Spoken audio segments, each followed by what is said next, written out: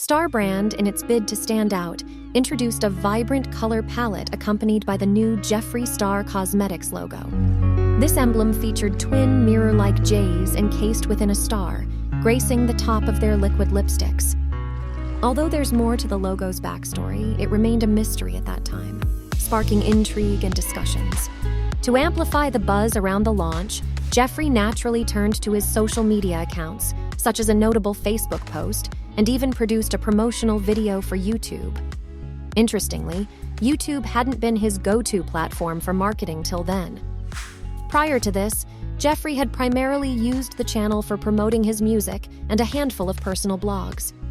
The launch video became the inaugural makeup-focused content on his channel, marking a shift in his online persona.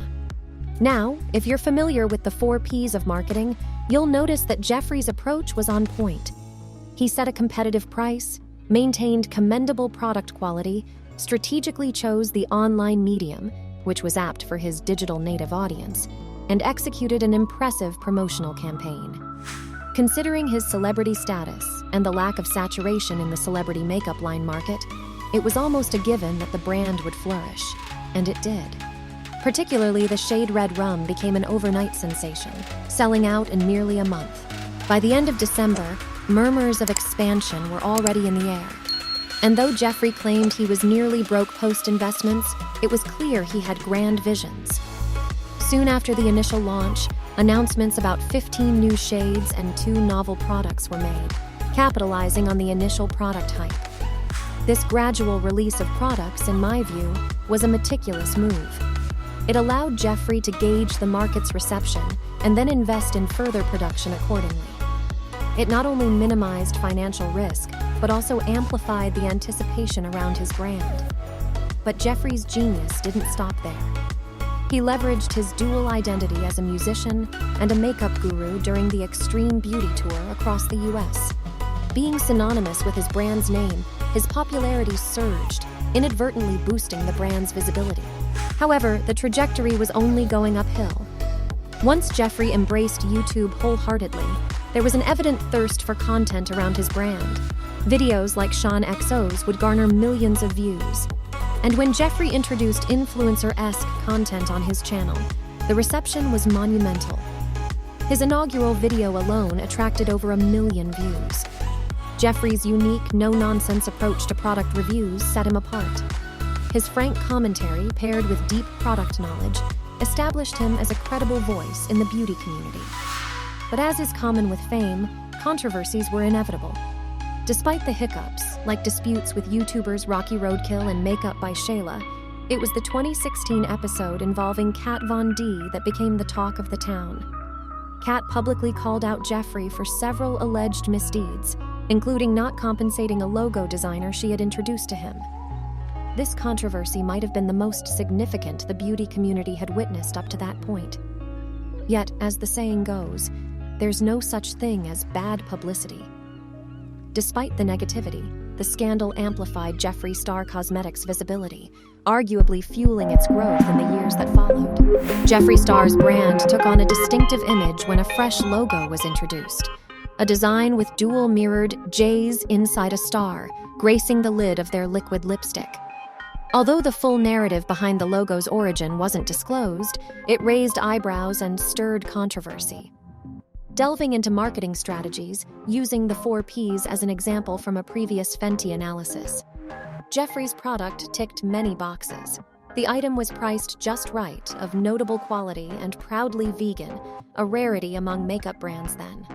Its online availability suited Jeffree's predominantly online audience. Plus, he already had a celebrity edge, which made his makeup line stand out in a then untapped market. The initial launch of 3 shades did tremendously well. One shade, Red Rum, got snapped up entirely in a month. But it was evident that Jeffree had bigger plans.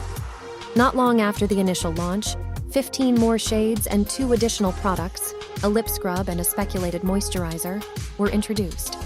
Given the buzz generated from the first 3 shades, it seems the subsequent product releases were well-timed to capitalize on the hype.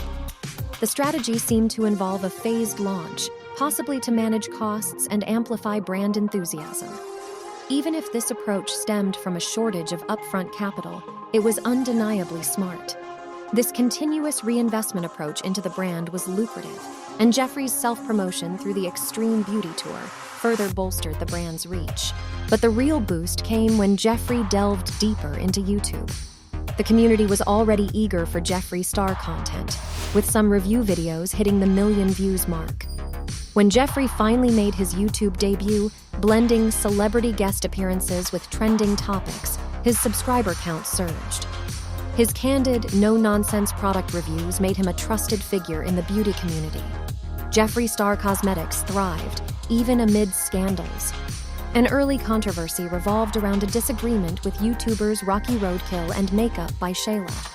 However, a larger storm brewed when Kat Von D publicly called out Jeffree for various allegations, including non-payment to a logo designer. This event drew immense attention.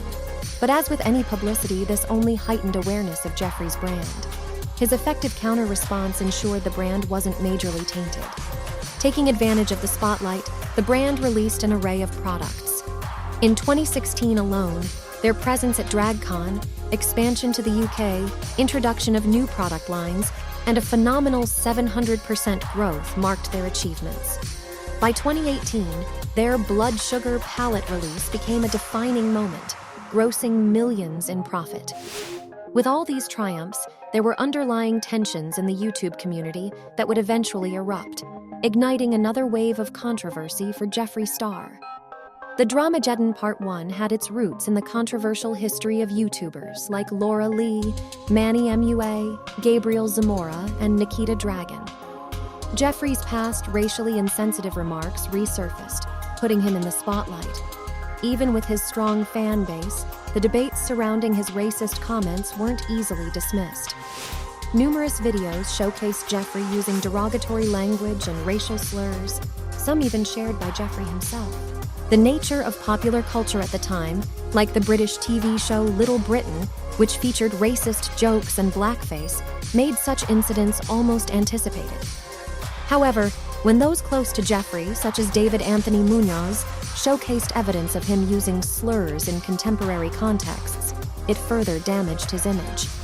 There were also allegations related to inappropriate actions with fans and derogatory comments about celebrities.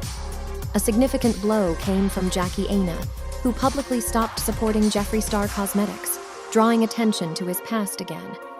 Jeffree's response on Twitter only confirmed he was still using such language. This pushed him to create a video addressing his racism, admitting his mistakes, but arguably not comprehensively addressing the breadth of the accusations. Despite the backlash, Jeffree continued his YouTube presence, even reviewing products like KKW. This video, although successful, had many hate watchers. Even high-profile defenders like Kim Kardashian were met with backlash. It was Shane Dawson's involvement that altered public opinion. Shane, already renowned for his YouTube series, collaborated with Jeffree for a documentary. This series humanized Jeffree, discussing his personal challenges and journey. It painted Jeffree as a multifaceted individual, not just a brand or online persona. The positive PR from this series led many to reconsider their stance on Jeffree's past. However, it also reignited past controversies, redirecting attention from Jeffree to other YouTubers, forcing them to confront their own histories. Jeffree's long-standing fan base proved crucial in supporting him through these trials. YouTubers including Laura Lee, Manny MUA, Gabriel Zamora, and Nikita Dragun laid the groundwork for what would later be known as Dramageddon Part 1. Jeffree's previous racial slurs came to the forefront, reflecting poorly on him. Despite a loyal fan base, the controversy surrounding him was hotly debated, rather than outright cancellation. Numerous videos emerged showing Jeffree using derogatory language, sometimes shared by him, causing online backlash. The cultural context during this time also highlighted popular British TV show Little Britain, known for its racist and homophobic content. This was the environment in 2018. Despite Jeffree's immense following, his reputation took hits when multiple individuals highlighted repeated instances of his inappropriate behavior. David Anthony Munoz, for instance, provided evidence of Jeffree using racial slurs. Additionally, Hunter Moore accused Jeffree of inappropriate behavior, a public feud with Jackie Aina, wherein Jeffree used derogatory language, pushed him to make a video addressing his past actions. Although he apologized, many felt it wasn't comprehensive.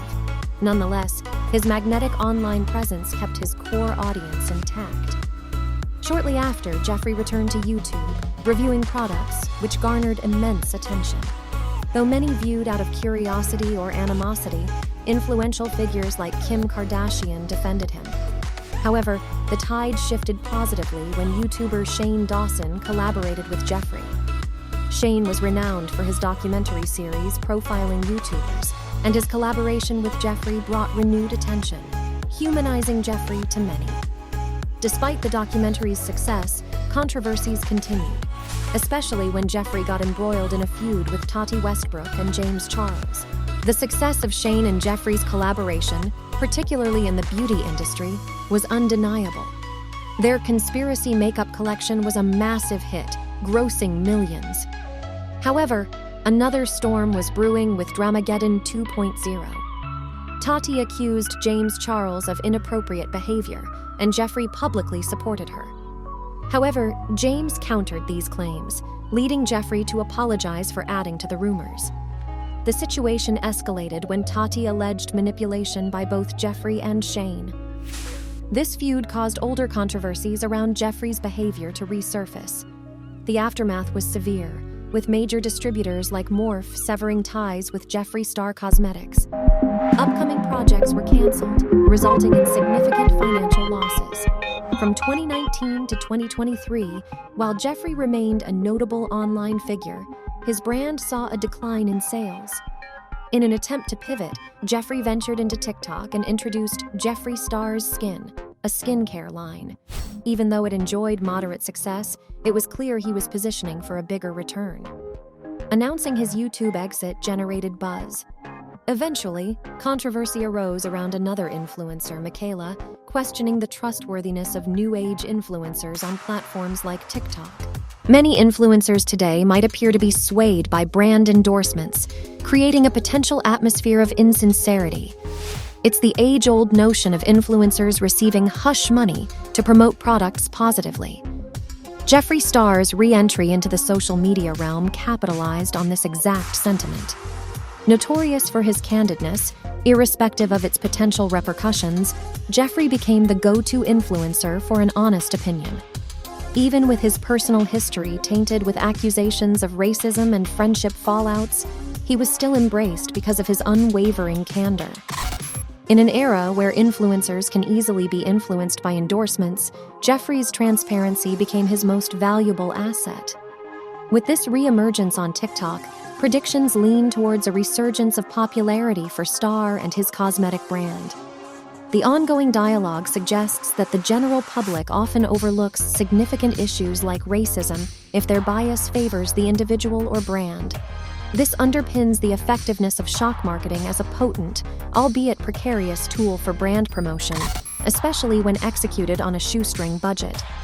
With Jeffree's ambitious plan to open his store soon, there's potential for his brand to capitalize on the current market void left by brands like Morphe. If he successfully diversifies and includes other brands under his umbrella, the trajectory for Jeffree Star Cosmetics could take a significant upturn. This, however, is predicated on other brands' willingness to align with a polarizing figure. Considering Jeffree's business acumen and extensive industry connections, it seems plausible. His ability to evolve his brand amidst a controversial image could very well make his company the next major name in cosmetics, akin to renowned labels like Estee Lauder. However, opinions on this prediction might be divisive due to Star's provocative personal brand. His brand's historical association with controversies, including those related to racism, elucidates the title of this segment. While the brand witnessed exponential growth, it's also at risk from its dependency on planned controversies. There's the looming threat of a scandal that might irreparably harm both Jeffree and his brand. Yet the opposite is equally possible. If the brand maneuvers strategically, its pinnacle might still be ahead. It's a testament to the high-stakes gamble of shock marketing. Given Jeffree's provocative nature, the future of his company remains unpredictable, with the only certainty being its potential for dramatic outcomes.